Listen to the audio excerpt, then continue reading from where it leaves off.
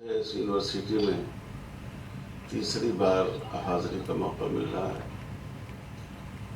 ایک بار تو میں یہاں تقسیم اسناد کے پروگرام میں آیا تھا، اور دوسری بار یونیورسٹی میں رابطہ عالم اسلامی کے اشتراک سے ایک کانفرنس تھی، اس میں شریک ہوا تھا،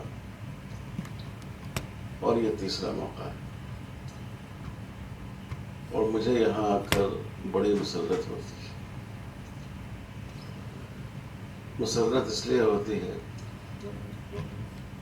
کہ میں سمجھتا ہوں کہ ہم سبوں کا تعلق زیادہ تر بر صغیر سے ہے، اردو حلقے سے ہے۔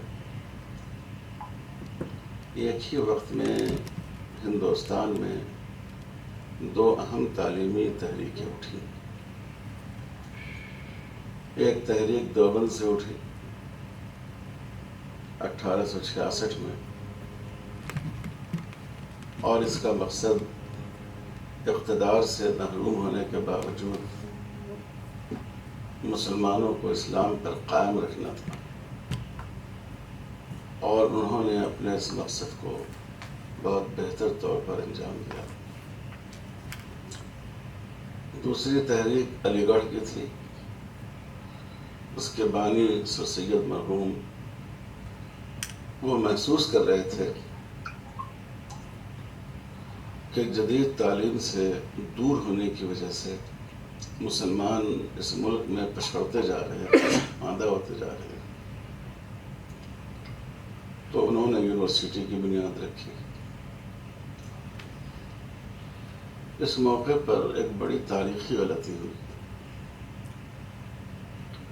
کچھ لوگ وہ تھے کہ جنہوں نے صرف مغرب کے علوم، مغرب کی زبان کے قبول کرنے پر اکتفا نہیں کیا، بلکہ وہ چاہتے تھے کہ ان کا کلچر، ان کی تہذیب، ان کی فکر کو بھی قبول کریں۔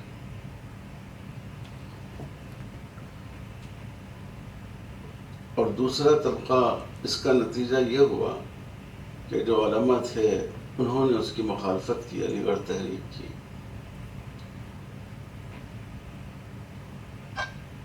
تو دو چوک ہوئی، اس میں لغزشیں ہوئی۔ جو لوگ جدید تعلیم کی تحریک لے کر آگے بڑھے تھے، انہوں نے مغربی علوم اور مغربی تہذیب میں فرق نہیں کیا۔ مغربی علوم کے ساتھ ساتھ مغرب کے افکار کو بھی انہوں نے قبول کرنا چاہا۔ اور جن لوگوں نے پورے جذب اخلاص کے ساتھ اس کی مخالفت کی، ان سے بھی یہ چوک ہوئی کہ انہوں نے مغربی افکار کے ساتھ ساتھ مغرب کی زبانیں، مغرب کے علوم، مغرب کی ترقی، ان کی بھی مخالفت کر دی۔ حالانکہ زبان کا کوئی مذہب نہیں ہوتا، ٹیکنالوجی کا کوئی مذہب نہیں ہوتا، سائنس کا کوئی مذہب نہیں ہوتا، اور مسلمانوں نے کبھی سائنس کی اور جدید تحقیق کی مخالفت نہیں کی۔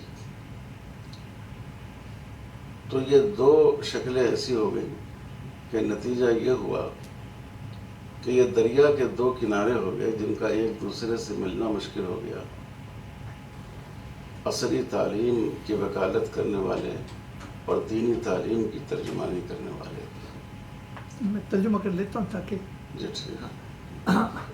Very briefly, what the Maulana has said so far is that two major events happened in India in the form of the establishment of the IIUM Deoband and in the establishment of Aligarh Muslim University, both of which were aimed at trying to ensure that the Muslims, despite having lost political power, could still be a force to reckon with. But the tragedy that happened was, on one side, there were those who propagated the need for Western education, and while propagating the need for Western education, they went overboard and they wanted to adopt Western culture and Western norms as part of the attempt to try to spread Western culture, or rather Western education. And on the other hand, the ulama, they opposed these people for the fear that the Muslims would get would get swamped by Western culture, but they forgot that in the bargain that they opposed even the good things of the West. Islam has never had any objection to science or to any scientific inquiry, but unfortunately these two streams became two shores of a river never to meet. So this is in short what he said this far. جن لوگوں نے مغرب سے ان کے افکار کو بھی قبول کر لیا وہ اس میں کس مقام تک چلے گئے، میں اس کی ایک مثال آپ کو بتاتا ہوں کہ چونکہ مغرب کسی غیر مرئی نظر نہ آنے والی حقیقتوں کا قائل نہیں تھا، اس لیے انہوں نے کہا کہ فرشتوں کی کوئی حقیقت نہیں ہے، انسان کے اندر جو خیر اور شر کا جذبہ ہوتا ہے یہی فرشتے ہیں اور یہی شیطان ہیں، اور آخرت اور جنت کے بارے میں ان کا مذاق اڑایا اور ان کے بارے میں کہا کہ انسان کے اندر جو خوشی کا احساس ہوتا ہے وہی جنت ہے، جو دکھ کا احساس ہوتا ہے وہی دوزخ ہے۔ یہاں تک کہ انہوں نے کہا کہ نبوت کوئی ایسا منصب نہیں ہے جو چند لوگوں کے لیے مخصوص ہو سکتا ہے کہ گاندھی جی بھی نبی ہوں، نعوذ باللہ۔ تو یعنی انہوں نے مغرب کی زبان اور مغرب کے علوم کے ساتھ ان کے افکار کو بھی قبول کر لیا۔ اب میں نام لینا مناسب نہیں سمجھتا ہوں ان حضرات کا جو بہرحال امت کے محسن تھے اور اس دنیا سے گزر چکے اور انہوں نے اپنی کتابوں میں ان افکار کو لکھا ہے۔ دوسری انتہا یہ تھی کہ کاندھلا کے ایک بزرگ تھے، ان کے بارے میں ایک بہت بڑے اسکالر نے نقل کیا ہے کہ وہ اگر ان کے گھر میں کوئی آدمی کہتا کہ ٹماٹر میں لے آیا تو وہ بہت غصہ ہو جاتے تھے۔ ٹماٹر چونکہ ٹومیٹو سے ملتا ہوا لفظ ہے انگریزی زبان سے، وہ بہت ناراض ہوتے تھے۔ تو لوگوں نے پوچھا کہ حضرت آخر ہم لوگ اس کو کہیں کیا؟ تو فرمانے لگے کہ اس کو لال بیگن کہو۔ تو یہ دو انتہائی تھی، اور یقیناً سارے لوگ ایسے نہیں تھے۔ حضرت مولانا محمد قاسم نانوتوی رحمۃ اللہ علیہ نے خود سر سید احمد خان مرحوم کو خط لکھا کہ اگر ہمارے مدرسہ عربیہ دیوبند سے طلبہ پڑھ کر اور پھر آپ کے مدرسۃ العلوم سے جدید علوم حاصل کر لیں تو یہ ان کے لیے بڑے کمال کا باعث ہوگا۔ لیکن مسئلہ یہ اس وقت اتنا جذباتی تھا کہ اگر کوئی آدمی اسکول کی تعلیم حاصل کرتا، وہاں پڑھاتا، اس کو نیچری کر دیا جاتا۔ تو اس نے میں سمجھتا ہوں کہ ہندوستان کے مسلمانوں کو اور ہماری علمی دنیا کو بڑا نقصان پہنچایا، اور علماء اور جدید علوم کے ماہرین کے درمیان ایک بڑی کھائی پیدا ہوئی جس کی غلطی کا بھی اب ہم لوگوں کو ادراک ہو رہا ہے۔ میں برطانیہ گیا تھا، وہاں آکسفورڈ کا جو کیمپس ہے اس میں ایک جگہ پر دیکھا ہم نے کہ بہت صاف ستھری سڑک ہے، لیکن وہ تھوڑی سی جگہ ناہموار ہے، اس میں پتھر کے ٹکڑے اکڑے سب لگائے ہوئے ہیں۔ میرے ساتھ جو دوست تھے، میں نے ان سے پوچھا کہ یہ کیا ہے، اتنی صاف شفاف سڑک کے درمیان اور اس طرح کا کہ ناہموار جگہ؟ تو انہوں نے کہا کہ یہ وہ جگہ ہے جہاں سائنسدانوں کو آگ میں جلانے کی سزا دی جاتی تھی۔ تو میں نے کہا کہ اگرچہ ہم سے بھی بہت غلطیاں ہوئی ہیں، لیکن اللہ کا شکر ہے کہ عالم اسلام میں آپ کو کوئی ایسی جگہ نہیں ملی ہے جس میں سائنسدانوں کو اس طرح سزا دی جاتی رہی۔ تو ضرورت اس بات کی ہے کہ بہرحال ان دونوں تحریکوں نے فائدہ بھی پہنچایا۔ ہمارا مقصد یہ نہیں ہے کہ یہ تحریک غلط تھی۔ دیوبند اور پھر مدارس کا جو حلقہ ہے اسی کی کوششوں سے آج کم سے کم بر صغیر میں اسلام کا بقا ہے، اور علی گڑھ کی جو تحریک اٹھی اب وہاں کا ماحول بہت بدل چکا ہے۔ وہاں کی مسجدیں آپ دیکھیں آباد ہیں، وہاں بہت اچھے اساتذہ ہیں، اچھے اسلامی موضوعات کی وکالت کرنے والے لوگ ہیں، तो ये माहौल बदल चुका है, लेकिन मैं इस नज़र से देखता हूँ कि आप जिस यूनिवर्सिटी में बैठे हैं वो इन दोनों फासलों को समेटने के लिए थी। एक ऐसी टीम तैयार हो अफराद की जो इस्लामी उलूम से भी वाकिफ़ हो और असरी उलूम व अफकार पर भी उसकी नज़र हो। Briefly, what the Maulana said after what he said in the introductory remarks was that these two schools of thought went to extremes. The one extreme was that those who were proponents or propagandists of the Western culture and the Western mode of living and the Western sciences, they went to the extent of interpreting well-known Islamic, shall we say, belief systems in terms of science, and just try to wish it away by trying to give some sort of a rational explanation. For example, there were those who said that there is no Jannah and there is no Jahannam. When you feel good, that is Jahannam, and when you feel dejected, that is a form of Jahannam. And they also said that there is nowhere. They also did not believe in the finality of the Prophet. They said anybody could be a prophet. So much so that even Mahatma Gandhi could be a prophet. So this was on one extreme. On the other extreme, those who opposed these gentlemen were those who were so fanatic about everything to do with English and Western culture that it was said about a pious man in a village called Khandala that he would be furious when somebody even referred to tomato as tomato, because tomato was a derivative of tomato. So they asked him, okay Maulana, what do we call it? He said, you call it a red brinjal. So that was how the extreme positions that people took, even though these are exceptions and not the rule. Maulana also spoke about his visit to Oxford when he was in the UK, and while he was traversing the streets of the Oxford University, he noticed that one patch was very rugged as opposed to the other patches which were very smooth. So he asked his companion, why is this one particular patch so rugged and so rough? So he explained that this was the point, or this was the place where scientists were burnt at the stake. So the Maulana said, we have had our share of mistakes, but never did we as Muslims ever burn any scientist at the stake.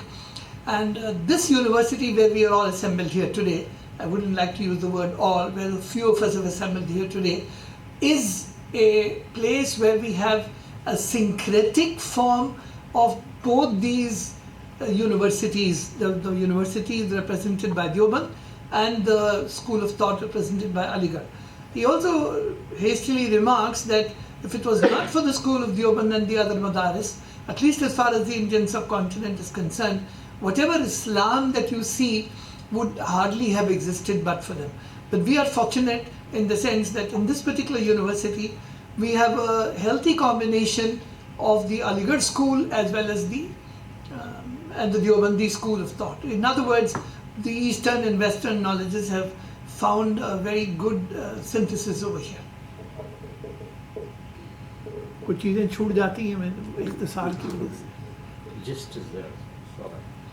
मैं इस बात को फिर दोहराना चाहूँगा कि ये इंतहा पसंदी तो थी लोगों में, लेकिन सारे लोग इस फिक्र के नहीं थे. बहुत से उलमा वो थे जो हकीकत पसंद थे, जैसे हमने हज़रत मौलाना कासिम नानौतवी रहमतुल्लाह अलैह की मिसाल दी, और इसी बुनियाद पर नदवा कायम हुआ. अल्लामा शिबली नमानी, अल्लामा सैयद सलेमान नदवी जैसे उलमा वहाँ से पैदा हुए. हमारे डॉक्टर साहब तो आज़मगढ़ से ताल्लुक़ रखते हैं, उसी सरज़मीन से. लेकिन उमूमी तौर पर मदरसों में और तालीमी इदारों में जो तहरीक मकबूल हुई, जो फ़िक्र मकबूल हुई, वो ये दोनों फ़िक्रें थी.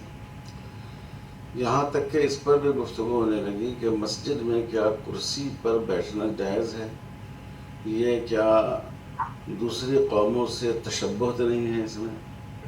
जाहिर है कि हालांकि हदीस में है कि हुज़ूर सल्लल्लाहु अलैहि वसल्लम के लिए ख़ुद एक कुर्सी लाई गई मस्जिद नबवी में, और आपने उस पर बैठकर मसाइल की तफ़हीम फरमाई.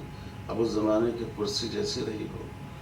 तो ये बात بہرحال ذہن میں رہنی چاہیے، اور آپ یہ نہ سمجھیں کہ میں ایسا سمجھتا ہوں کہ ایک طبقہ معتدل اور معقول لوگوں کا ہمیشہ رہا ہے، جس نے اس دوری کو، اس فاصلے کو سمیٹنے کی کوشش کی اور اس کو غلط سمجھا۔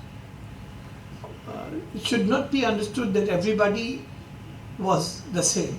It was not a monolith body of people. However, there have been exceptions, and a very good number of people are those who exhibited what is called moderation in everything that they did. And he also spoke about Maulana Qasim Nanotwi, one of the founders of Darul Uloom Deoband, and how he had written to Sir Sayyid Ahmad Khan, the founder of Aligarh Muslim University, stating that he would like to see students who graduated from Deoband to go and study the what we call the modern sciences in Aligarh. Hence, it is not right to assume that everybody was of the same kind. There were people who were moderate, who were balanced, and who believed that there should be a proper coexistence between these two schools of thought. There were, of course, those extremes which debated whether it was necessary to have a chair in the mosque, and if somebody sits in the chair in the mosque, is he going to be imitating the ways of the kuffar, even though it is proven from the hadith that a chair was presented to the Prophet ﷺ in the Masjid Nabawi, and he sat on it, and he used to advise people while sitting on it, even though the nature of the chair is not well known today. میں اس موقع پر آپ حضرات سے، بالخصوص طلباء سے، دو باتوں کی گزارش کرتا ہوں۔ پہلی بات تو یہ ہے کہ ہم اس زمانے میں پیدا ہونے والے مسائل اور افکار کو کی اسلامی نقطہ نظر سے تشریح کریں اور اس کی تطبیق کریں۔ دیکھیے، ہمارے محدثین میں آپ جانتے ہیں کہ امام بخاری رحمۃ اللہ علیہ کی بڑی شہرت ہے۔ یہ شہرت اس حیثیت سے بھی ہے کہ وہ حدیث کو پرکھنے میں بہت باریک بینی اور دقت نظر سے کام لیتے تھے۔ لیکن ایک دوسرا پہلو یہ ہے کہ امام بخاری بہت ہی زمانہ آگاہ تھے، اپنے زمانے کے حالات اور افکار پر، جو اس زمانے کے حالات اور افکار تھے، گہری نظر رکھتے تھے۔ جیسے امام بخاری رحمۃ اللہ علیہ نے اپنی کتاب میں ایک عنوان قائم کیا ہے، اس بات کا بیان کہ کوئی شخص نماز پڑھے اور اس کے سامنے تنور ہو، جو تندور ہوتا ہے جس میں آگ سلگتی ہے۔ اب جو شارحین ہیں بخاری کے، اس کو بیٹا بند کر دیجیے، اس کو۔ اب جو شارحین ہیں امام بخاری کے، وہ پریشان ہیں کہ اس کے کہنے کی کیا ضرورت تھی کہ نماز پڑھیں تو سامنے تنور ہو، سامنے دیوار ہو۔ لیکن ہے یہ کہ اس زمانے میں آتش پرستوں کا غلبہ تھا۔ ایران یا روم، یہ فارس، جو اس وقت دنیا کی دو سپر طاقتوں میں ایک طاقت تھی، وہ بنیادی طور پر آگ کو انرجی اور طاقت کا مرکز سمجھتی تھی اور اس کی پوجا کرتی تھی، اس کی عبادت کرتی تھی، اور یہ فکر دنیا کے ایک بڑے حصے پر چھائی ہوئی تھی۔ تو اگر کوئی آدمی نماز پڑھے اور اس کے سامنے آگ سلگائی گئی ہو تو اس میں مشابہت ہوتی ہے ان لوگوں سے جو آگ کے پرستار ہیں، اور مشابہت سے آدمی حقیقت تک پہنچتا ہے۔ پہلے تو آدمی کسی چیز کو یوں کر لیتا ہے، لیکن بعد میں آہستہ آہستہ وہ اس چیز کو وہ قبول کر لیتا ہے۔ تو اس لیے امام بخاری رحمۃ اللہ علیہ نے عنوان قائم کیا، اور پھر انہوں نے گہرائی سے مطالعہ کیا کہ جو آتش پرست ہوتے تھے وہ جلتی ہوئی شعاع کی پرستش کیا کرتے تھے۔ آج بھی آپ نے دیکھا ہوگا آتش پرستوں کے ہاں وہ آگ جلائی جاتی ہے، 24 گھنٹے اس کے شعلے نکلتے رہتے ہیں۔ ایسے آگ جس کے شعلے باہر نہ نکلتے ہوں تو ان کی وہ پوجا نہیں کیا کرتے تھے. تو امام بخاری نے اس پہلو کو سامنے رکھا کہ تنور ایک ضرورت ہے انسان کے لیے، اور اس کی مشابہت اس سے نہیں ہے جو آتش پرست کیا کرتے تھے، اس لیے جائز ہوگی. امام بخاری نے ایک باب قائم کیا ہے، باب الصلاۃ علی الحربہ، نیزہ کی طرف نماز پڑھنے کا بیان. اب یہ بات بہت عجیب لگتی ہے، لیکن یہ اس لیے اہم ہے کہ اس زمانے میں جو جزیرۃ العرب کا علاقہ تھا اور بعض دوسرے علاقے، اس میں بعض قومیں ہتھیار کی پرستش کیا کرتی تھی. آج بھی ہمارے ملک میں بعض علاقوں میں ہتھیار کی پوجا کی جاتی ہے. تو امام بخاری نے اس پر نظر رکھی اور لوگوں کو متوجہ کیا. اسی طرح مثال کے طور پر انہوں نے ایک عنوان قائم کیا ہے کہ اس حال میں نماز پڑھنا کہ اس کے سامنے سواری ہو، کجاوا ہو. یہ بات بہت عجیب لگتی ہے کہ یہ کیا بات تھی کہنے کی، لیکن تاریخ کے مختلف ادوار میں جو مشرق قومیں رہی ہیں ان میں جانوروں کی پرستش کا ایک مزاج رہا ہے. ہم قرآن میں پڑھتے ہیں کہ مصر میں گائے کی پرستش ہوا کرتی تھی. سورہ بقرہ کا نزول اسی پس منظر میں ہوا. ہمارے ملک ہندوستان میں بعض جانوروں کو مقدس سمجھا جاتا ہے. امام بخاری نے اس پر نظر رکھی، حالانکہ امام بخاری اس علاقے کے نہیں تھے، اور انہوں نے اپنی کتاب میں اس موضوع پر بحث کی. تو ایسے بہت سے مسائل آپ کو ملیں گے ان کی کتاب میں کہ ان کے معاصر لوگوں نے اس کو بالکل ٹچ نہیں کیا ہے، ان کا ذہن نہیں گیا اس کی طرف. لیکن اس وقت مسلمان جن مسائل سے دوچار تھے، امام بخاری رحمۃ اللہ علیہ نے اس کو اپنی کتاب میں چھیڑا. آپ اگر باب العلم پڑھیں، بخاری کا پڑھا ہوگا آپ نے، اور آج اصول تعلیم پر، تعلیمی نفسیات پر کوئی کتاب پڑھیں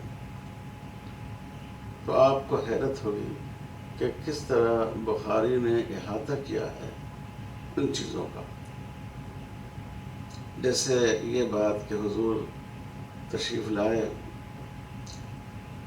اور آپ نے کہا کہ میں نماز پڑھتا ہوں، تم اسی طرح نماز پڑھو، یعنی ایکشن کے ذریعے تعلیم.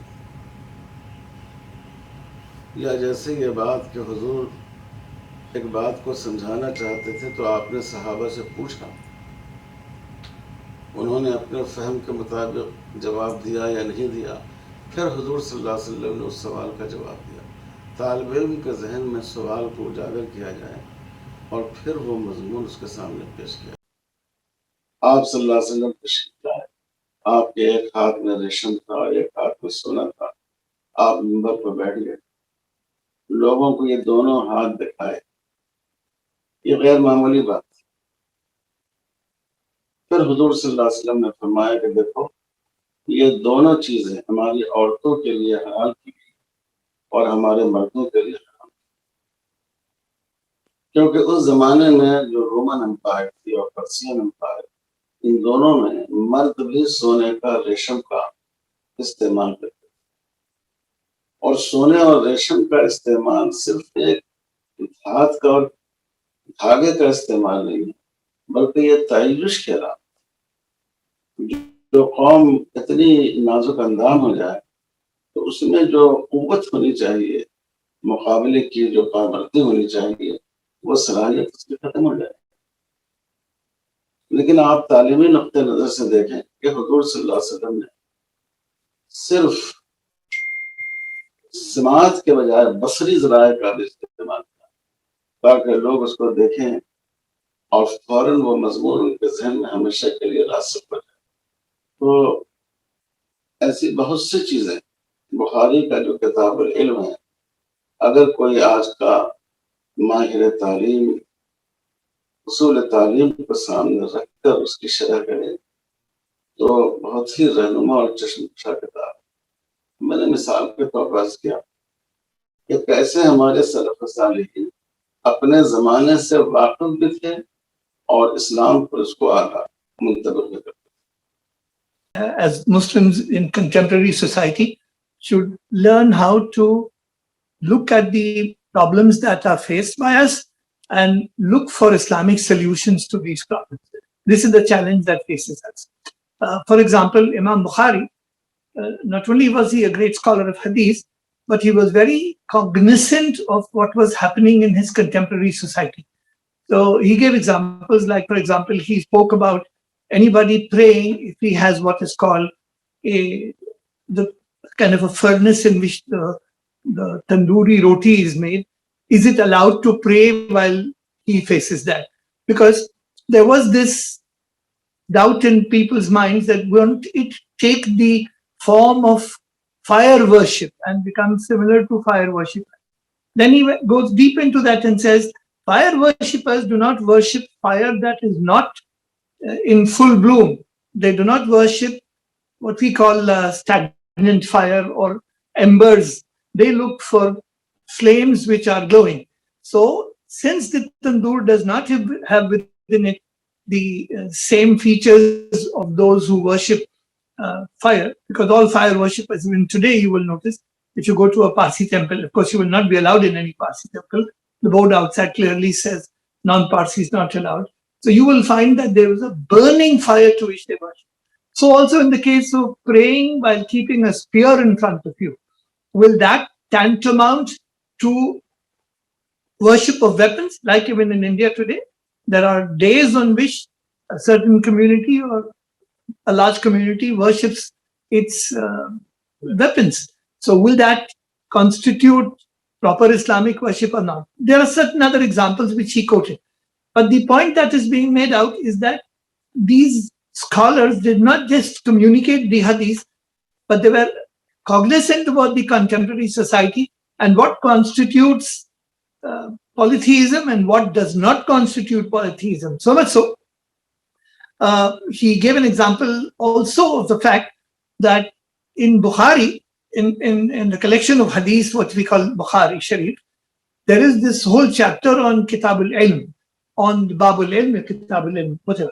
So if you look at it from the point of view of education psychologist, you will notice that the approach the Prophet ﷺ took was what we could call very contemporaneous. For example, he never just went and dictated things to people or just gave lectures. He would ask the Sahaba, what do you think about this?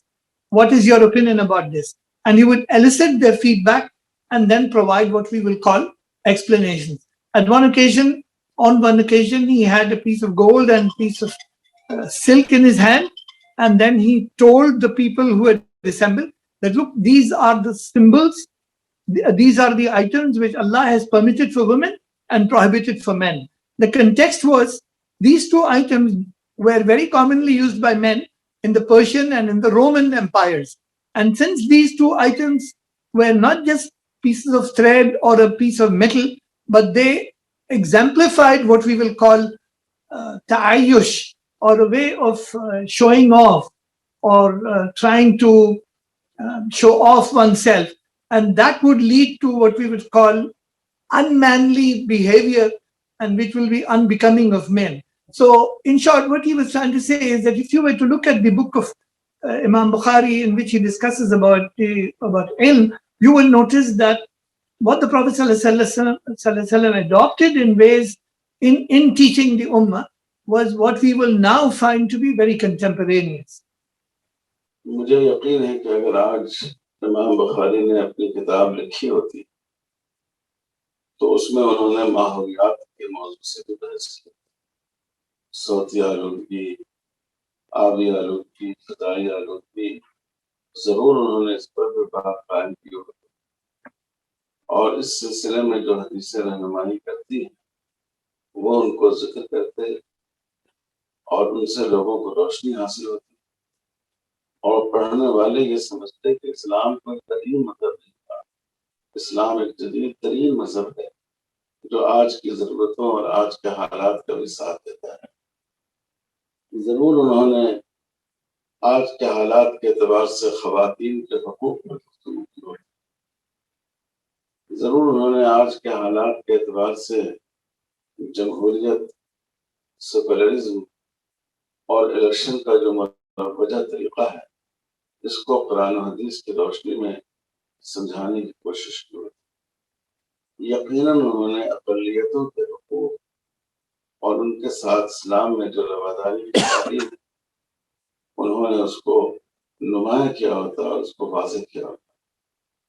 تو اس بات کی بڑی ضرورت ہے کہ ہم قرآن و حدیث کا جب مطالعہ کریں اپنی عملی زندگی کے لیے اور فکری اعتبار سے اس زمانے کے جو مسائل ہیں ان کو اس طرح منطبق کریں کہ پڑھنے والا یہ سمجھے کہ اسلام ایک زندہ مذہب، ان الدین عند اللہ الاسلام کا مطلب یہی ہے کہ اسلام قیامت تک کے لیے لوگوں کی رہنمائی کی صلاحیت۔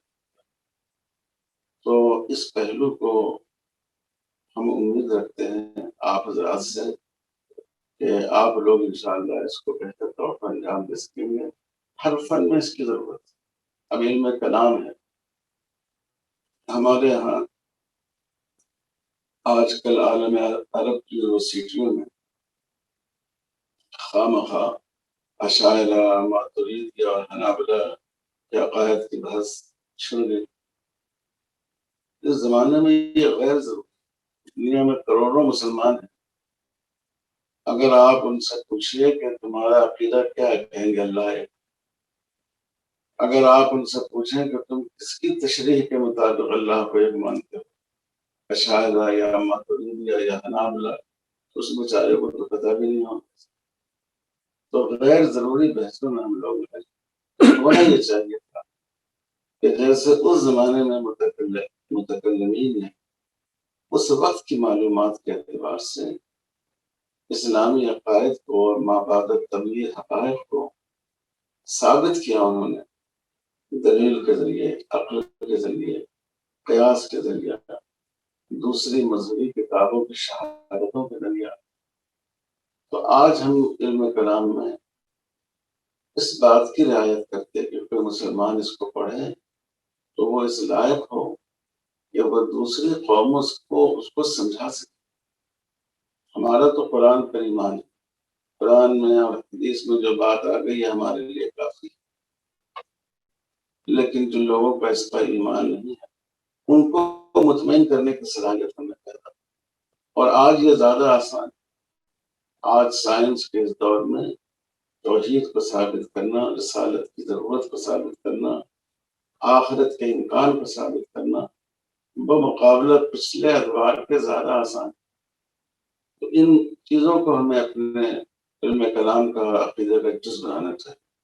اسی طرح فقہ ہے، ہم ہر کتاب میں ربا کا باب پڑھتے ہیں، پڑھاتے ہیں، قمار کا باب پڑھتے ہیں، پڑھاتے ہیں، لیکن اگر کسی طالب علم سے یہ پوچھ لیا جائے، میں ہندوستان کے بارے میں کہتا ہوں کہ بھئی ربا سے اخروی نقصان جو ہے وہ تو ہے، لیکن معاشی اعتبار سے کیا نقصان ہے؟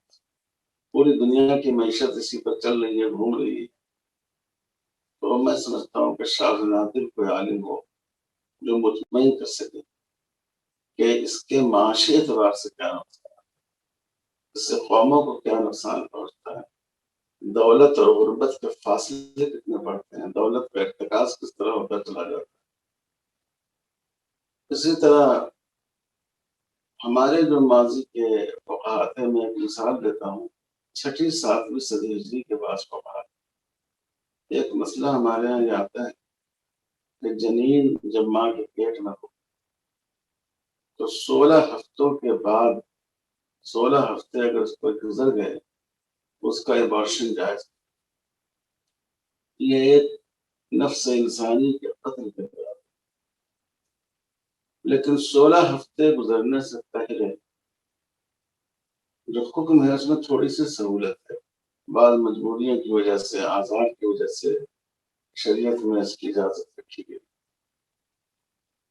تو ایک سوال یہ اٹھتا ہے، مجھ سے خود بعض ڈاکٹروں نے کہا کہ آپ لوگ جو یہ سمجھتے ہیں کہ 16 ہفتے گزرنے کے بعد جنین میں روح پیدا ہوتی ہے، یہ صحیح نہیں۔ زندگی تو پہلے دن پیدا ہوتی ہے۔ اگر پہلے دن اس میں جان نہیں ہوتی تو وہ ڈیولپ نہیں کرتا اور اس کی ایک جنین کی شکل نہیں بنتی۔ تو ان دونوں میں فرق کرنے کی کیا وجہ ہے؟ ایک صاحب نے مجھ سے پوچھ لیا ہمارے یہاں اکیڈمی کے سیمینار موقع پر، تو میں نے بعد میں تلاش کیا کتابوں میں، تو ہمارے بعض فقہاء نے لکھا ہے کہ 16 ہفتوں کے بعد تنفس پیدا ہوتا ہے جنین میں، سانس کے لینے کا نظام پیدا ہوتا ہے۔ تو 16 ہفتے سے پہلے بھی اس میں ایک زندگی ہوتی ہے، لیکن یہ زندگی نباتی زندگی، پودوں کی سی زندگی، جس میں صرف نمو ہوتا ہے، جس میں صرف بڑھوتری کی صلاحیت ہوتی ہے۔ اور 16 ہفتوں کے بعد اس کی زندگی ایک حیوانی زندگی ہو جاتی ہے، جس کو قرآن نے نفس کے لفظ سے کہا۔ تو اس سے اندازہ کیا جا سکتا ہے کہ ہمارے فقہاء 7ویں صدی ہجری کی بات کہ ان کا ذہن کتنا بالغ تھا، ان کی نظر کتنی دور رست تھی، اور وہ کتنی گہرائی کے ساتھ انسان کو ہوتے۔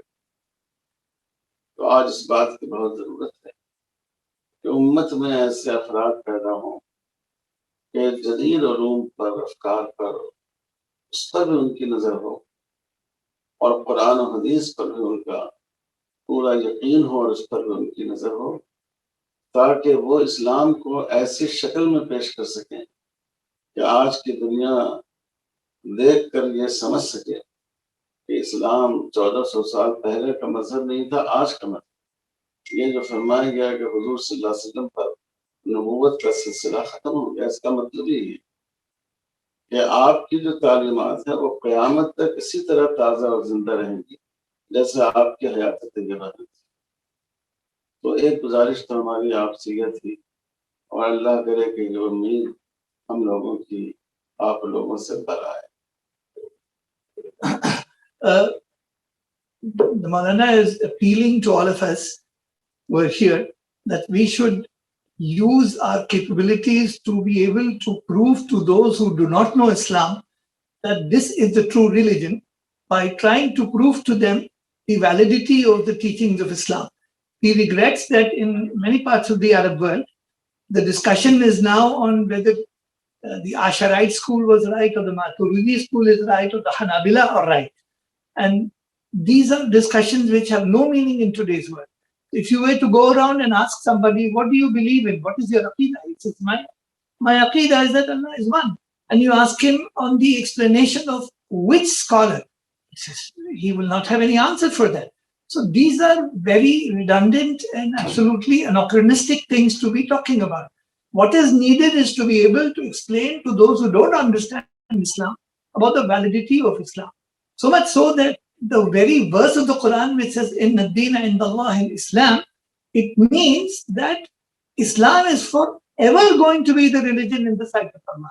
And to keep it contemporaneous and modern and acceptable to all ages, it is the duty of the Muslims to be able to explain its application in modern life. For example, he says that if you were to go down to certain of the madaris which teach about the prohibition of riba, and you ask them why riba is prohibited, they would give you reasons from within the Islamic literature why it is prohibited. But should you were to ask them what are its evil effects on society as such, how does it create a greater gap between the rich and the poor, what are the kind of devastation it brings about in economy at large and in society at large, they would not be able to explain this. So it is our job not only to understand Islamic injunctions from the sources which allow or disallow certain things, but also to understand how they apply in today's world so as to convince those who do not know Islam as to the validity of Islamic teachings. He said that if Imam Bukhari were alive today and were he to compile the book of Hadith, he would not fail to discuss about secularism, about women's rights, and about constitutional law and things like that. It's not that these are things which are taboo in Islam. It's just that in those days when these books were written, it wasn't a matter of concern. So it is the job of Muslims today to be able to explain this to modern society so as to keep Islam alive and thriving rather than get engaged in discussions which are of no use. He also gave the example of the fuqaha, our scholars of the 6th or the 7th century, which discussed the fact that until what time of the development of the embryo is abortion allowed. So most of the scholars of those period, and from then it carried forward, they said that up to 16 weeks. Up to 16 weeks. 4 months. 4 months. Up to 4 months, if there is a necessity for the embryo to be aborted, it is allowed, and not after 4 months.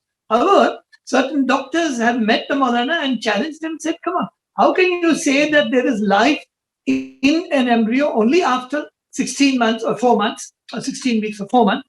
And why not before? Because if there was no life in the embryo, then it would not develop.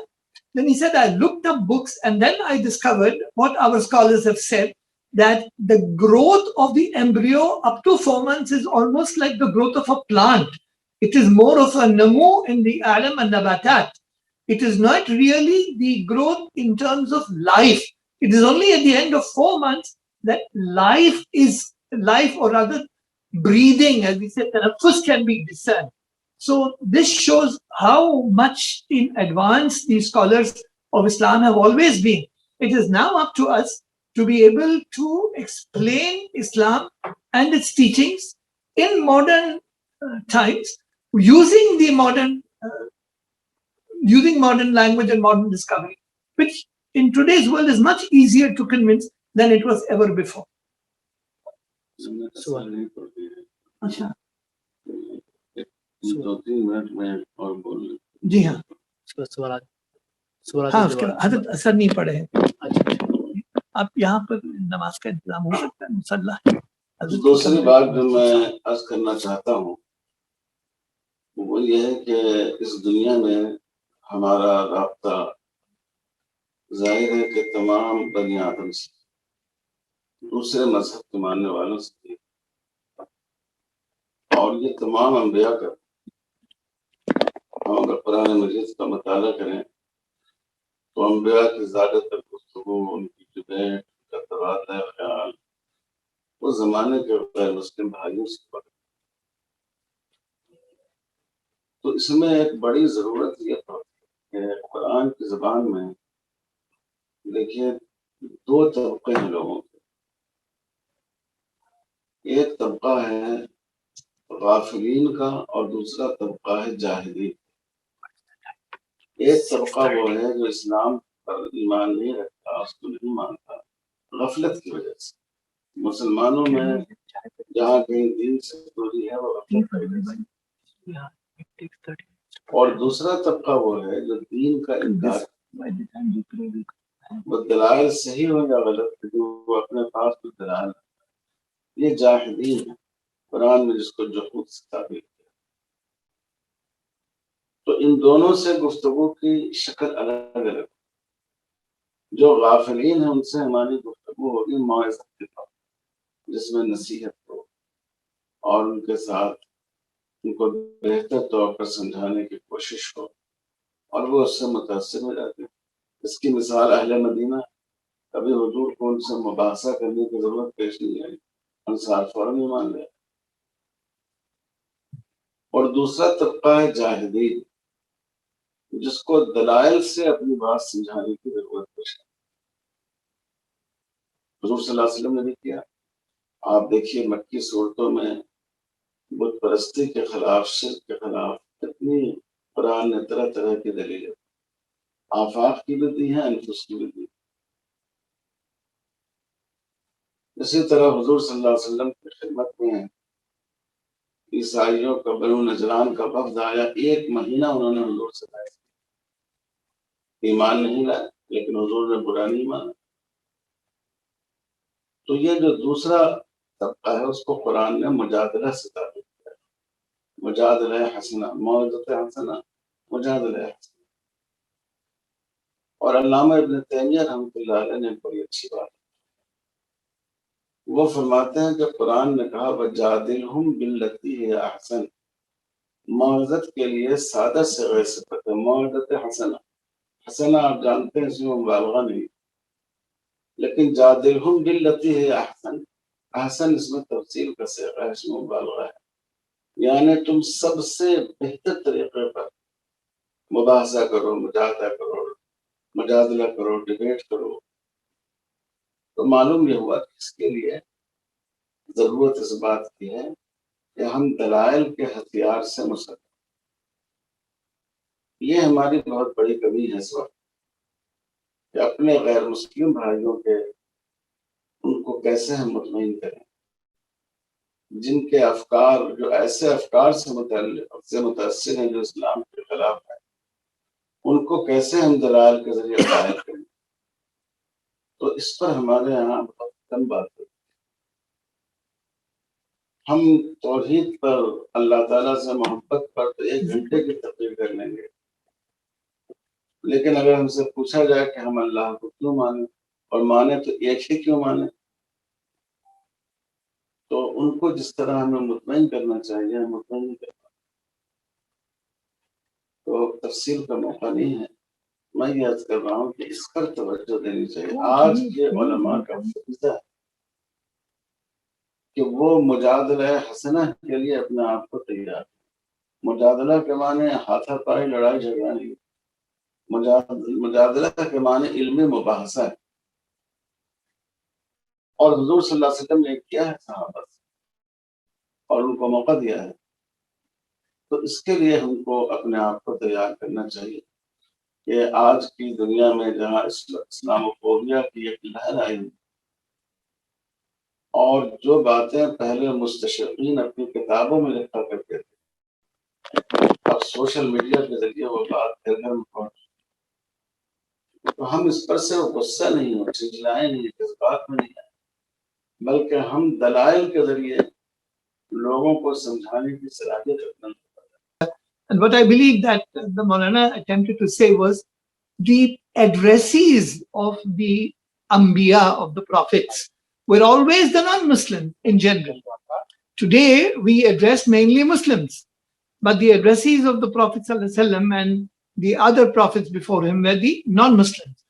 And of these non-Muslims, there were 2 types. The one who would readily accept the message, like the Ansar of Medina. They did not need much convincing. But there is the other kind, the Jahidis, who would always want to be presented a logical explanation of whatever is needed to be conveyed to them. That is why the verses of the Quran that were revealed in Mecca more or less were those which produced evidence of the fact that there is a life hereafter and that Jahannam and Jannah are real, and evidences were marshaled one after the other. That was the characteristic of the verses of Makkah. And even today, what is most importantly needed by the Muslims is to be able to address non-Muslims who are keen to know about Islam in a logical way by putting forth proof and evidence, because this is very badly lacking in the Muslim community today. Those people who used to protest or who used to come forth with objections in the time of the Prophet ﷺ are now doing this in the form of social media.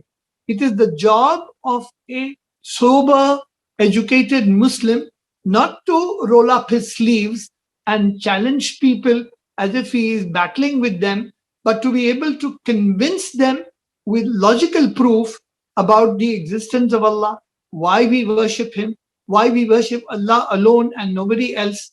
It is this generation of educated Muslims on whom it devolves that they should now be able to equip themselves with these newer forms of battle or these new armaments by which they could convince the non-Muslims who challenge Islam and Muslims.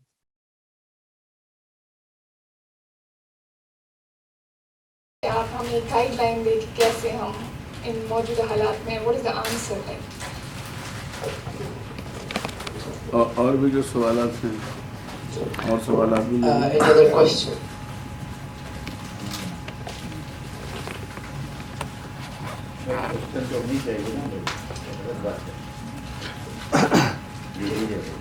نام بھی اپنا بتا دیجیے. Assalamu alaikum. Mere Urdu not that much good. Okay, I was student of Qawmi Madrasa. I have completed Dawra Hadith in Bangladesh from Jamia Arabia in Dhaka. So I have read many of your books, Asan Ilm and Kalam, Asan Usul Fiqh. And my question is, you have mentioned about Qasim Nanadwi, and also Jamia Millia was established by Shaykhul Hind. So, I mean, why this process stopped? And maybe if we think maybe in future about maybe 50 years, after 50 years, how can we imagine madrasa or religious system? Thank you. Any other question? جی السلام علیکم. میرا نام مرزا صادق ہے. تو مختصر میرا introduction یہ ہوتا ہے. Malaysian made in India. میری پیدائش یہاں کی ہے, سب کچھ کاغذ ہے, پرورش وہاں کی ہے. تو جیسے آپ کہہ رہے تھے, میں نے بتانے میں بھی آتا ہے, سننے میں بھی آتا ہے کہ جیسے ابھی آپ کی بات میں بھی بات آئی تھی, جو کیٹیگری بن گئی کہ بھائی یہ علوم اور یہ دینی علم اور دنیاوی علم کا جو ہے, یہ اس سے ہمیں کتنا نقصان ہوا ہے, اور مستقل اس پہ بحث چلی جا رہی ہے. تو اس پہ آپ ذرا روشنی ڈال دیں.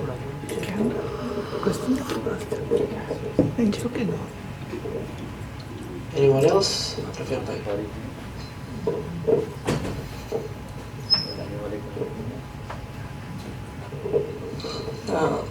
مولانا سے سوال ہے کہ مغربی جو افکار تھے اور مغربی جو کلچر تھا, اس کو ہم مغربی علوم کے ساتھ جو ہے اپنانے سے گریز کرتے ہیں. لیکن یہ کیا ایک ریشنل چیز نہیں ہے کہ مغرب نہیں بلکہ کوئی بھی جو دنیا کو کچھ دیتے ہیں, یا جو ایج آف ڈسکوری تھی اور انلائٹنمنٹ کا 16ویں اور 17ویں صدی کی جو مغربیت تھی, اس سے پہلے مغرب نے ہم سے سیکھا تھا کیونکہ ہم ان کو کچھ دے رہے تھے. تو ایک ریشنل سی چیز ہے جس سے وہ آتی ہے. تو مغربیت نے وہ ہم سے نہیں سیکھا, ہمارے کلچر کو نہیں سیکھا, بلکہ صرف ہمارے علوم کو سیکھا. اور یہ شاید آنے والے سینچریز میں ایسا ہی رہے گا. تو ہم اس کو کیسے ری ڈیفائن کریں گے, یا پھر تھوڑا پہلے جا کر دیکھیں 6ویں 7ویں 8ویں صدی میں اسلام کیا وہاں اسکریچ سے, یعنی کہ بہت بنیاد سے, بنا کسی روٹس کے ذریعے سے وہاں سے وجود میں آیا تھا. اور کیا اس وقت جو ہے بنا سائنس کے اور بنا مغربیت کے, یا پھر بنا پوسٹ ماڈرن فلسفی کے ذریعے سے کیا اسلام ابھی بھی ری ڈیفائن کیا جا سکتا ہے, کہ پھر اسلامی افکار کو جو ہے without taking the western values کیسے ہم اس کو ڈیرائیو کریں گے. یہ بہت فنڈامنٹل اور ایپسٹمولوجیکل سوال ہو سکتا ہے. السلام علیکم. خطبہ صدارت میں حضرت مولانا شیخ الہند رحمۃ اللہ علیہ نے غالباً یہ کہا تھا کہ اب مجھے جو ہے مدرسوں کے طلباء سے نہیں بلکہ یونیورسٹی کے اسٹوڈنٹ سے مستقبل میں کچھ کرنے کی امیدیں نظر آتی ہیں اور وابستہ ہیں. تو اس کے حقیقی اسباب کیا تھے؟ اگر انہوں نے یہ محسوس کیا تو پھر بعد کے علماء نے اسے امپلیمنٹ کیوں نہیں کیا مدرسوں میں؟ آپ کا بھی سوال تقریباً یہی تھا. کوئی اور is there any other question? اتنے تک تو جواب ہو جائے گی. I will translate the first question that sister asked. The sister asked the question, what is the responsibility of Muslims in the current turmoils that's going on in India? And the second question, which I believe the second question was asked in English, and the third, I'll brief the question. It is about what is the loss that Muslim world has to bear due to the division of the knowledge, the dini knowledge and the dunyavi or the worldly knowledge. And the fourth and fifth thing was that's too high a question for me to translate. I believe you understand with that because of the usage of both English and Urdu language. یہ اکثر سوالات اس میں ملتے جلتے ہیں. ہماری ایک بہن نے سوال کیا کہ موجودہ حالات میں ہماری ذمہ داریاں کیا ہیں. شاید یہ ہندوستان کے پس منظر میں پوچھا ہوگا آپ نے. دیکھیے ایک بات تو ہم لوگوں کو ذہن میں رکھنی چاہیے. آپ قرآن پڑھتی ہیں, کوئی پیغمبر ایسے تھے کہ انہوں نے دعوت پیش کی ہو اور لوگ نعرہ لگا کر ان کو گھر لائے ہوں, ان کو پھولوں کا ہار پہنایا ہو, ان کو مخالفتوں اور آزمائشوں سے گزرنا پڑا. یہ دعوت حق کی اور اسلام کی خصوصیت ہے. خود رسول اللہ صلی اللہ علیہ وسلم نے جب مکہ میں ایمان کی دعوت دی اور جب آپ کی عمر مبارک 40 سال کی تھی تو اس کے بعد 13 سال آپ نے مکے میں گزارے سخت مخالفت کی فضا میں, اور 10 سال آپ نے مدینہ منورہ میں گزارے جس میں سے 8 سال آپ نے بہت ہی مخالفت کی فضا میں گزارے. یہاں تک کہ حضرت عمر رضی اللہ تعالیٰ عنہ کہتے ہیں کہ ہم لوگ سوتے تھے تو اپنے بستر میں تلوار رکھ کر سوتے تھے کہ پتہ نہیں کب حملہ ہو جائے. یہ 13 اور 8 21 سال کے بعد مکہ فتح ہوا اور اہل مکہ اور پورا جزیرۃ العرب دامن ایمان میں آ گیا. کیا اللہ اس بات پر قادر نہیں تھے کہ جن اہل مکہ کے دلوں کو اللہ تعالیٰ نے اسلام کے لیے 23 سال کے بعد نرم فرما دیا, پہلے دن نرم کر دیتے.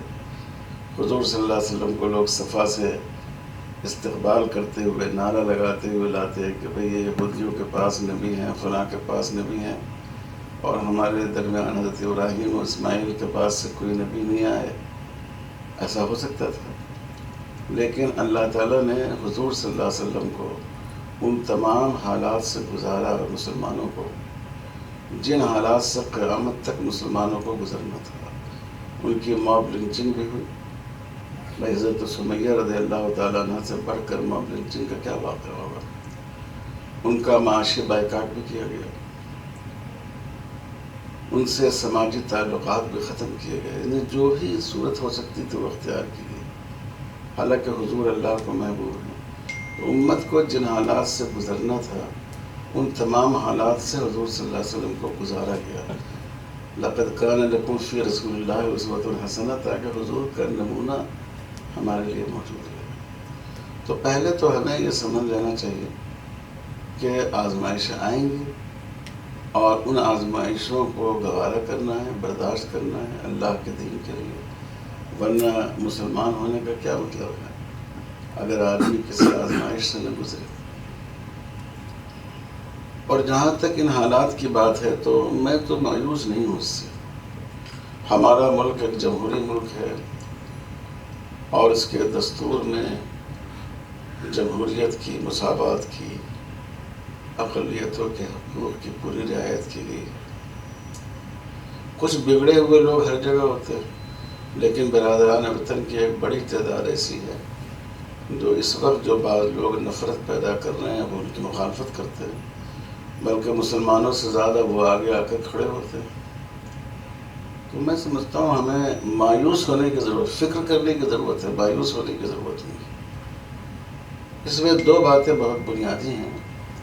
ایک تو ہمارے ہاں ایک بڑی غلطی بر صغیر میں یہ ہو گئی کہ آزادی کے بعد ہندو مسلم تعلقات ختم سے ہو گئے.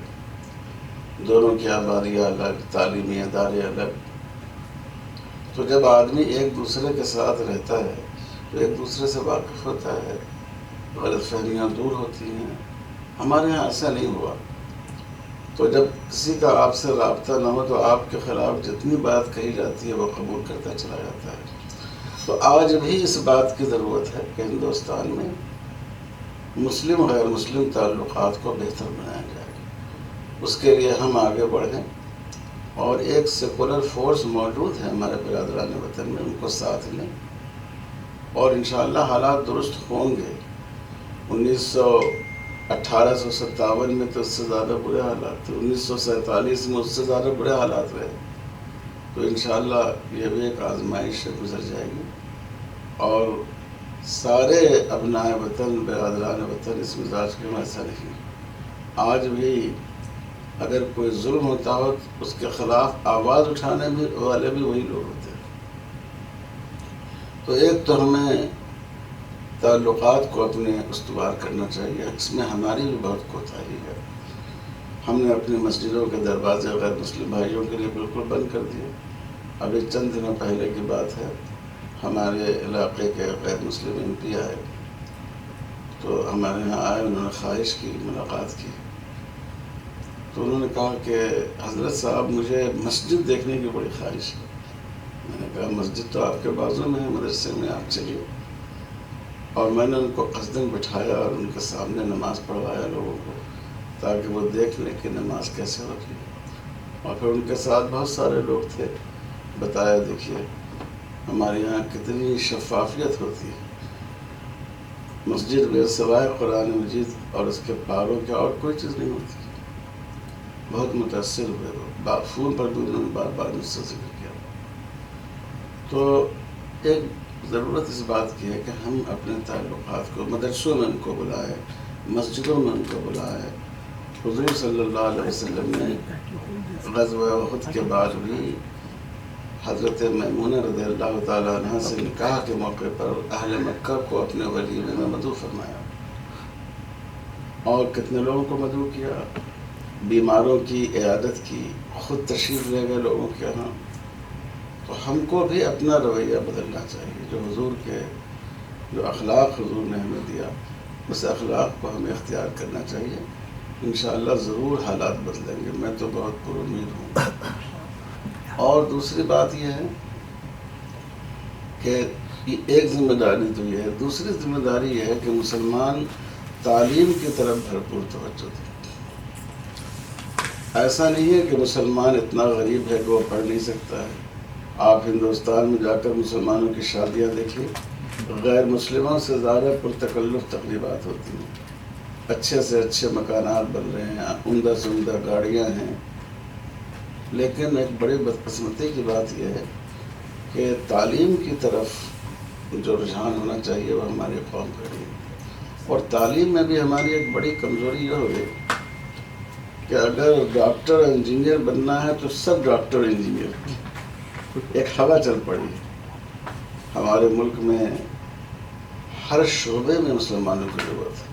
آپ کو حیرت ہوگی سپریم کورٹ میں مشکل سے 1-2 مسلم جونیئر وکیل، ہمارا کوئی سینئر وکیل نہیں ہے۔ ہم کو مسلم مسائل پر بحث کے لیے غیر مسلم بھائیوں سے مدد لینی پڑتی ہے۔ ہمارے یہاں مسلمانوں کو جرنلزم میں آنا چاہیے۔ ٹھیک ہے آپ کا میڈیا نہیں ہے، لیکن اگر آپ اخبارات میں پہنچ جائیں گے، آپ میڈیا میں پہنچ جائیں گے تو کہیں نہ کہیں آپ اپنی بات کہہ سکیں گے، اور کہتے ہیں، ایسا ہوتا بھی ہے۔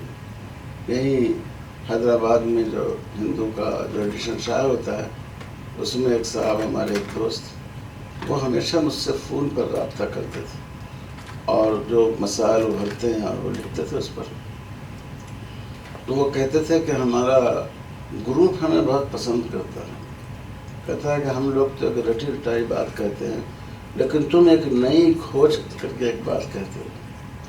تو ہمارے لوگ میڈیا میں نہیں ہیں، جرنلزم میں نہیں ہیں، لاء میں نہیں ہیں، معاشیات میں نہیں ہیں، ان شعبوں میں ہمارے لوگوں کو جانا چاہیے۔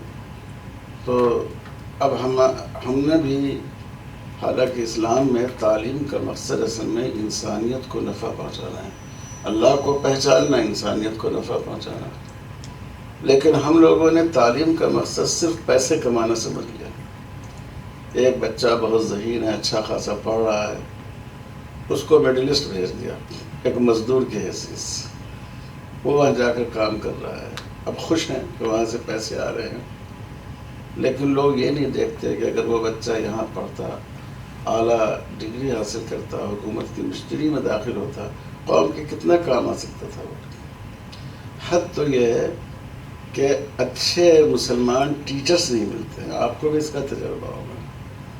بہت سے مسلم اسکول اس میں غیر مسلم بھائیوں کو بحیثیت ٹیچر رکھتے ہیں، لوگ اعتراض کرتے ہیں کہ آپ مسلمانوں کو نہیں رکھتے، وہ کہتے ہیں کہ لاؤ تم مسلمان ٹرینڈ ٹیچر، کامیاب ٹیچر. تو ہمیں اپنے دامن پر نظر رکھنی چاہیے. ایک تو غیر مسلم بھائیوں سے اپنے تعلقات کو بہتر بنائیں، اور دوسرے تعلیم میں آگے بڑھیں، اور اس میں کوئی رکاوٹ نہیں ہے. ملازمت میں تو رکاوٹ ہو سکتی ہے، لیکن اس میں بھی آدمی اپنی صلاحیت کو منوا لیتا ہے، لیکن تعلیم حاصل کرنے میں کوئی رکاوٹ نہیں.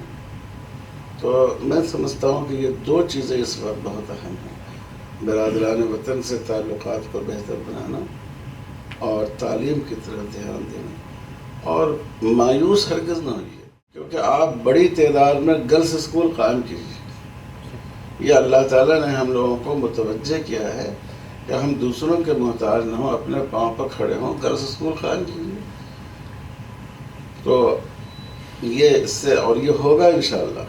دیکھیے بابری مسجد کی شہادت کے بعد تعلیم وغیرہ کی طرف تجارت میں مسلمانوں کی جتنی توجہ اس سے پہلے نہیں تھی. انشاءاللہ میں سمجھتا ہوں اب اس وقت ہندوستان میں ایک لہر چل رہی ہے کہ بھئی ہر مدرسہ، ہر مسجد لڑکیوں کا تعلیمی ادارہ قائم کریں، جہاں مخلوط تعلیم نہ ہو.